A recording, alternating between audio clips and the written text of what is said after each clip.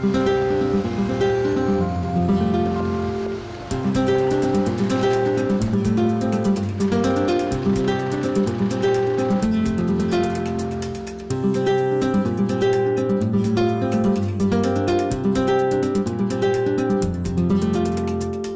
context of today really is to show the pedigree and the heritage of Don Melchor, going back to some of the very early years, showing altogether 12 different vintages.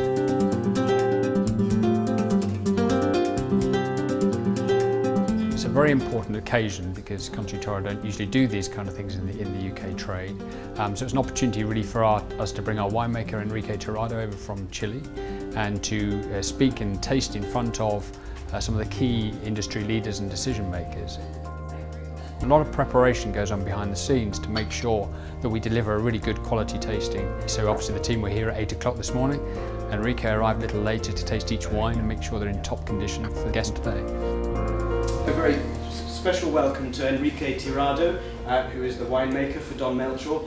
Critics in Chile and abroad regard him as being one of Chile's best winemakers. And it's the first visit that he's made to the UK for 10 years, but he's made up for it today. We've got about 12 different vintages spanning 3 decades, which is the biggest tasting of back vintages of Don Melchor that we've done in this country. We're going to taste the wines in 3 flights. The first flight is different blocks of the 2009 vintage. They're the basic building blocks that go into every vintage. So now we are going to taste this parcel. They are 2009. Number 1 to number 6, they are Cabernet Sauvignon, and the last, number 7, is Cabernet Franc. So I would like to make a blend. It is a London blend.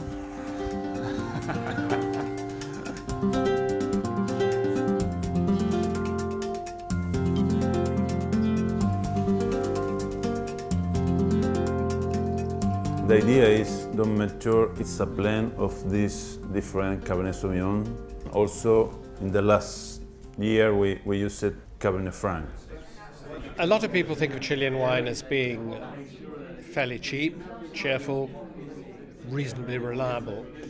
And yes, it is all those things. But I think most people don't really realize that Chilean wine can be great wine.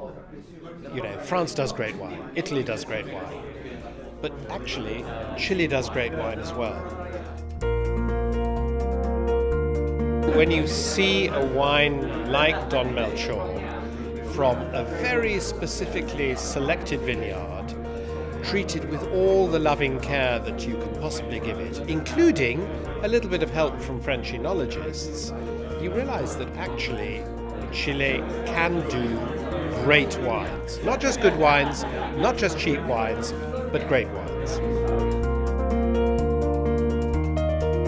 So the first vintages, 1989, I have a special relationship with this wine because I was in the university. I was invited to the blind tasting of the top wine from Chile, and I put number 1, Don Melchor 89. So at the beginning, I had a special relation with with Don Melchor. After 5 years, I come back to meet Don Melchor, and now I drink with Don Melchor every day. So the wine has sweet tannins, round tannins. You can feel minty chocolate notes.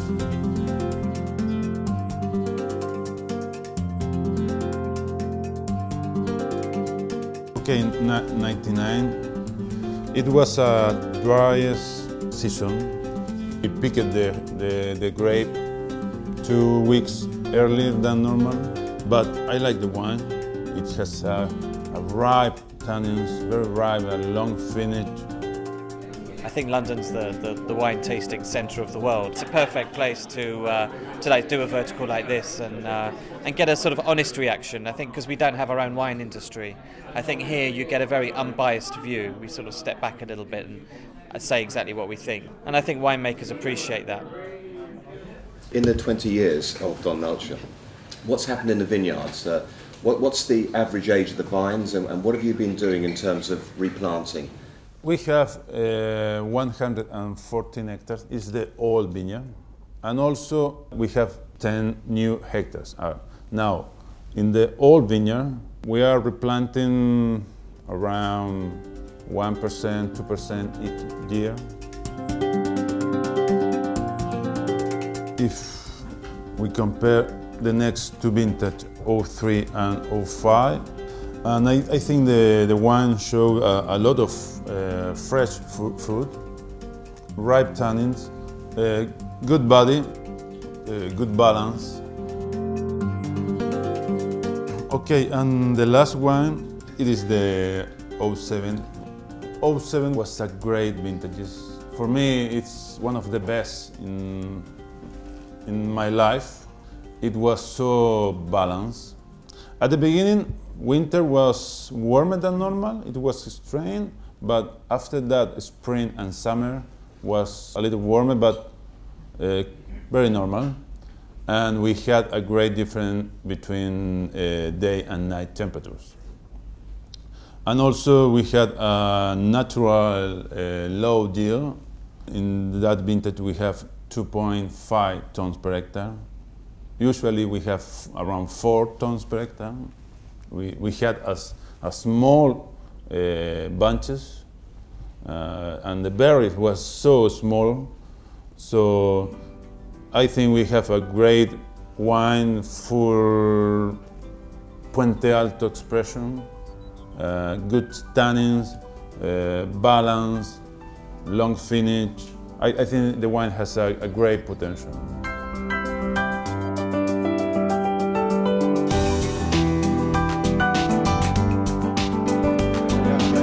I thought the 07 was fantastic actually, showing good concentration, really nice fruit. Stunning wine, easily the best of all the wines that we've seen, and I don't think it was just its youthful promise. I just think that is going to be a great wine. Today is another good example of what Conchitoro does best, and that's to open up the wines and let the press and the key industry leaders judge for themselves what they think the wines really are all about. And so that's a sign of confidence, I think, from the company, a sign of confidence from Enrique to come over here in front of some pretty harsh critics, I think, and actually show what quality he's been working on over the various vintages. Thank you very much.